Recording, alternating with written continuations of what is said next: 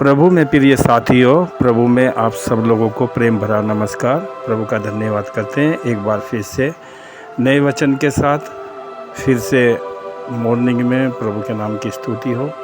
आज सुबह में मैं प्रकाशित वाक्य 22 का 10 में प्रभु का वचन इस प्रकार से देखा कि इस भविष्यवाणी की पुस्तक को बंद मत कर, क्योंकि समय निकट आया है।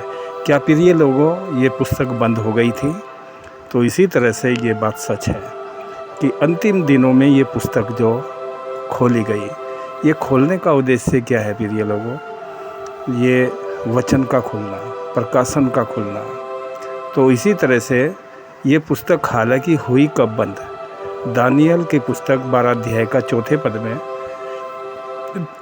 दानियल से प्रभु ने साफ साफ शब्दों में बोला कि हे दानियल, इस पुस्तक के मोहर बंद करके हम अंत समय तक बंद कर दें। तो इससे जो हो लोग क्या करेंगे, ढूंढ करेंगे, उनका ज्ञान भी बढ़ जाएगा।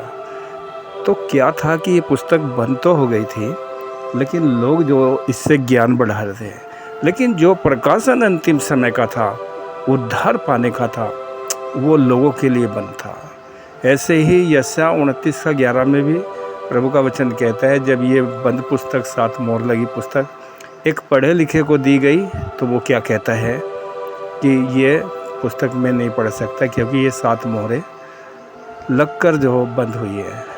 और अनपढ़ को भी दिया गया, अनपढ़ ने कहा मैं नहीं पढ़ सकता। तो ये पुस्तक जो बंद कर दी गई थी। प्रकाशित वाक्य 5 अध्याय में भी जब पद्मोस टापू पर जब यूहन्ना के समय में, तब वहाँ पर भी ये पुस्तक जो देखने में आती है। और ये पुस्तक बाहर भीतर लिखी हुई थी, और ये 7 मोहर बंद करके ये पुस्तक लपेटी हुई पुस्तक थी।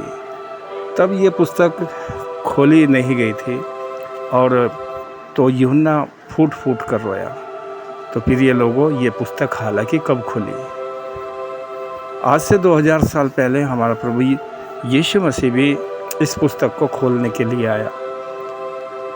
लूका 4 अध्याय के 18वें पद से जब हम देखते हैं, आगे पढ़ते हैं, तो उसने पुस्तक ली आराधनालय में, और यशायाह की जब पुस्तक पढ़ी गई तो उसके बाद उन्होंने उसको सराहा, तो लेकिन उस वचन का अर्थ नहीं पूछा।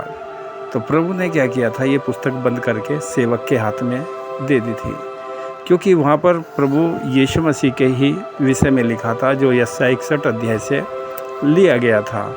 तो लोगों ने उसके विषय में कोई चर्चा नहीं किया, जबकि वो अब पुस्तक जो शरीर बनकर उनके सम्मुख खड़ी थी। तो इसी तरह से प्रकाशित वाक्य 10 अध्याय में भी ये खुली पुस्तक आती है। और 7वें दूत के दिनों में ये प्रभु का जो हमेशा के लिए रखा गया, ये गुप्त, ये छिपा हुआ भेद, ये 7वें दूत के दिनों में खोला गया। तो प्रिय लोगों, यदि आप अंतिम समय के दूत को नहीं जानोगे, तो आप पर ये पुस्तक नहीं खुली है, क्योंकि खुली हुई पुस्तक से आज का भेद, आज का प्रकाशन आपके सामने प्रस्तुत होता है। इसीलिए कई लोगों के सामने समस्या है कि बपतिस्मा कैसे लें, क्योंकि पुस्तक बंद है। और कई तरह से लोग जो पवित्र आत्मा के विषय में अलग अलग तरीके से बता रहे। तो इसी तरह से कई सारी संस्थाएं अलग अलग तरह से लोगों को एक गुमराह कर रही है। तो प्रिय लोगों, इस पुस्तक का खुलना अनिवार्य है। तो इसीलिए प्रभु यीशु मसीह ने साफ शब्दों में कहा था, तुम सत्य को जानो और सत्य तुम्हें स्वतंत्र करे। आज आप निर्धारित करें कि आपके जीवन में ये पुस्तक खुल चुकी है, या केवल आपने ज्ञान मात्र बढ़ाने का एक सहारा लिया इस पुस्तक से। आप इसमें ढूंढ करते रहेंगे, क्या आपको उद्धार का मार्ग मिल गया है? तो मसीह यीशु ने पतरस को भी इस बात को बोला था कि मैं जीवन की, मैं स्वर्ग राज्य की कुंजियाँ दूंगा। तो ये खुली पुस्तक पतरस पर भी आई, और पतरस जो सीधे सीधे बोल रहा कि प्रभु यीशु मसीह के नाम में बपतिस्मा दिया जाए। लेकिन आज लोग क्या कर रहे हैं, बंद पुस्तक से इस वचन को पढ़ रहे हैं।